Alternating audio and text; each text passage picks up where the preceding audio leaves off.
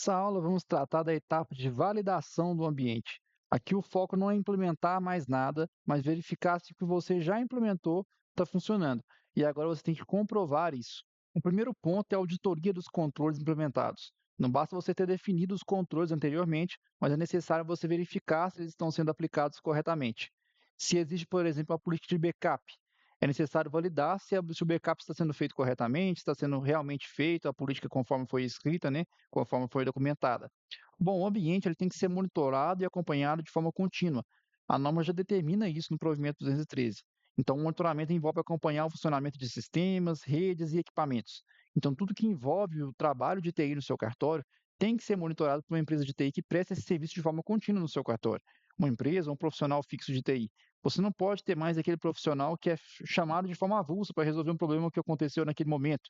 Ele tem que trabalhar de forma preditiva e preventiva para evitar que esses problemas aconteçam. E conforme a gente falou anteriormente também, todos os registros dessas atividades, suportes, manutenções feitas no seu cartório têm que ser registradas. Quem fez, quando fez, como fez e para quem fez. Isso tudo precisa ter registro, logs e retorno de acesso, caso necessário, caso seja solicitado pelo cartório, por alguma auditoria que seja feita no seu cartório. E esses registros, conforme a gente falou dos logs também na aula anterior, esses registros precisam ser íntegros e armazenados em local seguro e protegido, tá? Se o log for apagado ou alterado, ele perde totalmente seu valor. Os registros precisam ser armazenados por um tempo definido. Isso permite análise futura e atendimento a auditorias futuras. Por exemplo, um evento ocorrido há meses atrás pode ser verificado caso tenha um registro salvo em um local seguro, de forma documentada, pelo supervisor de serviço de TI. Bom, e sobre o plano de continuidade de negócio, ele também precisa ser testado. Não adianta apenas você elaborar o PCN e não testar ele no dia a dia. Você precisa fazer esses testes mediante a sua classe, né? Se você for um cartório classe 1 ou 2, você tem que testar ele uma vez ao ano. E caso você seja um cartório classe 3, duas vezes ao ano.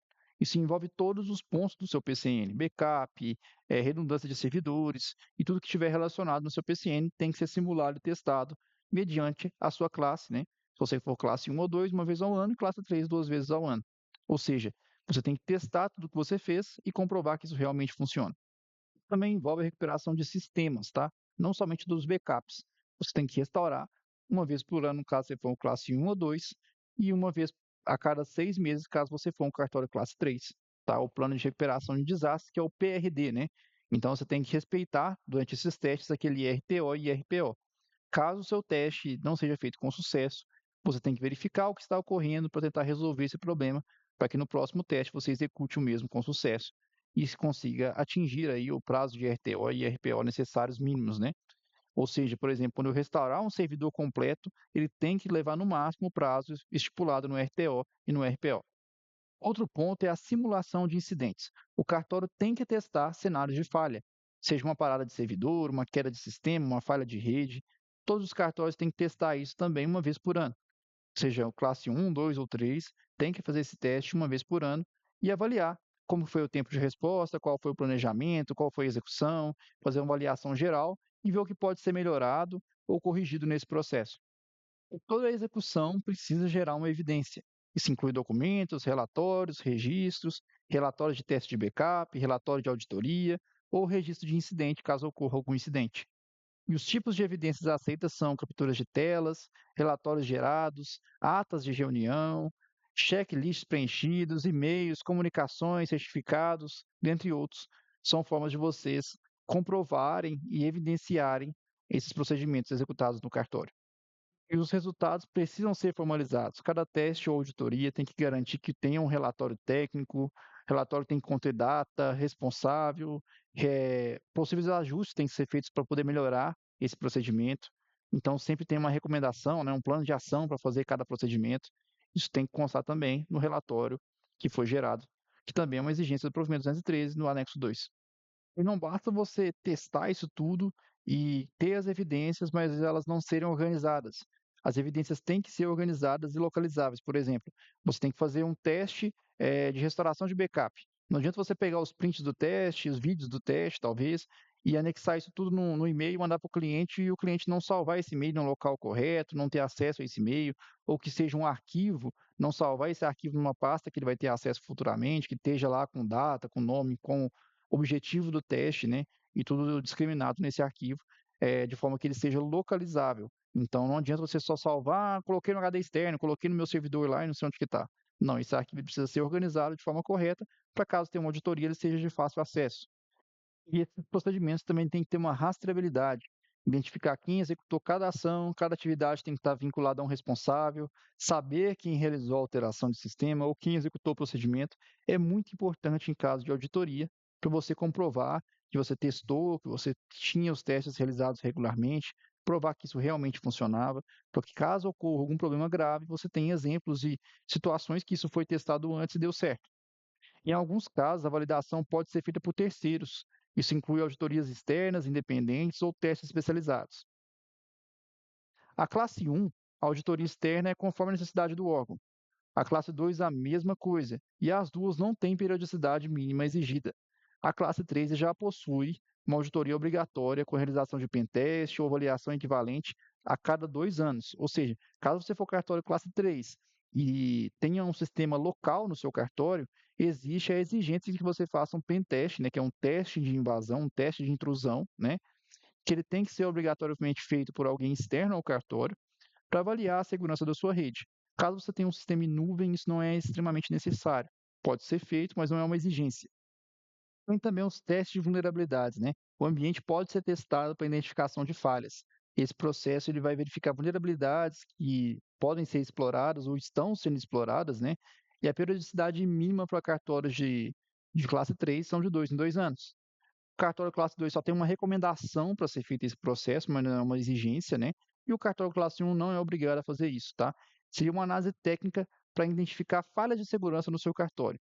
Isso pode ser feito por uma empresa externa ou pelo seu próprio prestador de serviço de TI. Não tem uma exigência que seja realmente uma empresa externa.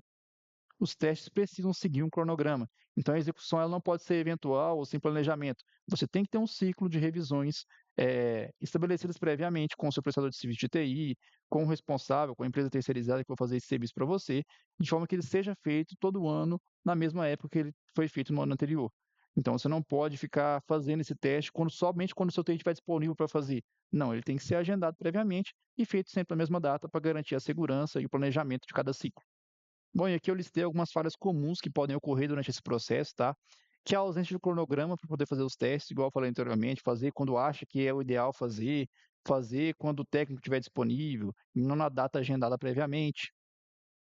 Não ter uma geração de evidências e documentos desses testes, tá? Os resultados não forem comunicados para vocês, ou pela liderança, ou pelo CNJ, caso for necessário. As vulnerabilidades não serem remediadas, nem identificadas. Às vezes a pessoa nem faz um teste de vulnerabilidade, nem sabe se tem, se não tem, né? E a falta de validação dessas correções, né? O ideal é que você veja as vulnerabilidades, planeje e corrija as mesmas. Não adianta você só identificar as vulnerabilidades, você tem que corrigir as mesmas para que elas não ocorram posteriormente. Aí você deve estar pensando em relação à auditoria. Você deve pensar como isso deve ser fiscalizado. Bom, a gente tem uma previsão de que isso vai ser fiscalizado em forma de auditoria. Então, vai ter um escopo que vai definir os sistemas, os riscos e objetivos da auditoria. Depois, eles vão coletar as evidências, coletar os logs, coletar as documentações, vão avaliar todos os controles e requisitos normativos, ou seja, tudo que está exigindo no provimento, eles vão avaliar se realmente foram cumpridos, se não foram, vão ver os resultados desses relatórios, ver todas as formalidades, ver o que está sendo, qual a sua classificação, né, se você é 1, 2 e 3, se você está dentro dos itens necessários da sua classificação, né? E vão acompanhar todo o processo que foi feito no cartório, se foi feito de forma correta ou não. Então, o objetivo final é comprovar a conformidade com o provimento. Se você realmente faz tudo o que está escrito nos seus documentos. Ou se você só fez a documentação e não fez nada de hardware, não fez nada no dia a dia do seu cartório, não fez um treinamento, não fez nada da adequação necessária do seu cartório, né? Então, somente com essas etapas, eles vão conseguir identificar se o seu cartório está realmente adequado ou não. E tudo se resume na consolidação da conformidade, que é auditoria, evidências, monitoramento e teste, né? São esses 4 pontos, são os pontos principais do provimento 213 que você tem que avaliar se o seu cartório está ou não cumprindo, que isso normalmente vai ser verificado nas auditorias que forem executadas no seu cartório em relação ao provimento 213. Bom, com isso o cartório consegue validar a sua estrutura. Na próxima aula nós vamos consolidar isso tudo em um plano de adequação, ou seja, nós vamos elaborar um plano de adequação para o seu cartório. mediante a sua classe, mediante a sua estrutura física de sistemas, de computadores, de servidores, de rede. Então, na próxima aula, nós vamos planejar como será esse processo de adequação. Começaremos a fazer um pouco da parte mais prática do provimento 213. Até agora, vimos só a parte de teoria. Na próxima aula, iniciaremos as práticas. Então, te vejo na próxima aula.